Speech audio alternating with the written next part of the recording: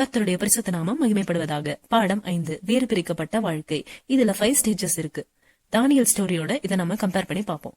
Stage 1, பிரித்தெடுத்தல். மத்தேயு 4:1 இயேசு பிசாசினால் சோதிக்கப்படுவதற்கு ஆவியானவரால் வனாந்தரத்திற்கு கொண்டு போகப்பட்டார்.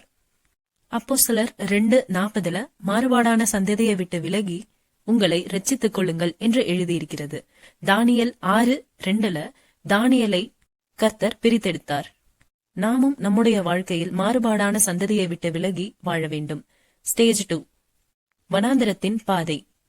மார்க் 1:13 இயேசு வனாந்தரத்திலே சோதிக்கப்பட்டார். தானியல் 6:13 தானியல் சத்ருவின் சதியால் சோதிக்கப்பட்டார். நம்முடைய வாழ்க்கையிலும் உபத்திரவத்தின் பாதை வரும். நாமும் சோதிக்கப்படுவோம். ஸ்டேஜ் 3, சுற்றிலும் சத்ரு சூழும் அனுபவம். மார்க் 1:13 இயேசு காட்டு மிருகங்களின் நடுவிலே சஞ்சரித்துக் கொண்டிருந்தார்.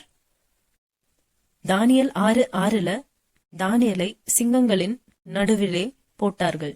அதுபோல நமது வாழ்க்கையிலும் சத்துருக்களின் நடுவில் வாழும் அனுபவம் நேரும்.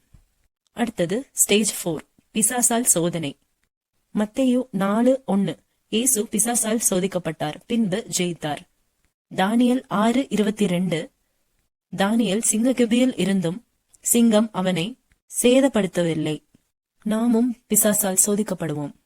அடுத்தது ஸ்டேஜ் 5, ஜெயம் வரும். மத்தேயு 4:11 பிசாசானவன் அவரை விட்டு விலகி போனான்.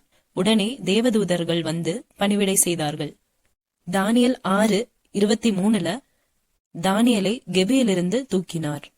பின்பு தானியல் 6:24 அவன் சத்துரு அழிந்தார்கள். தானியல் சோதனையிலிருந்து வெற்றி பெற்றான். மத்தேயு 25:23 இந்த சோதனை வந்த பிறகு என்ன நடக்கும்? அவர் அநேகத்தில் அதிகாரியாய் வைப்பார். கர்த்தருக்குள் சந்தோஷமாய் இருப்பாய் என்ற வாக்குத்தத்தம் நிறைவேறும் பொருட்டு இப்படி நடந்தது. இந்த 4 நிலைகளிலும் ஜெயித்தால் 5வது நிலையாகிய ஜெயம் நமக்கு வரும். ஆமென்.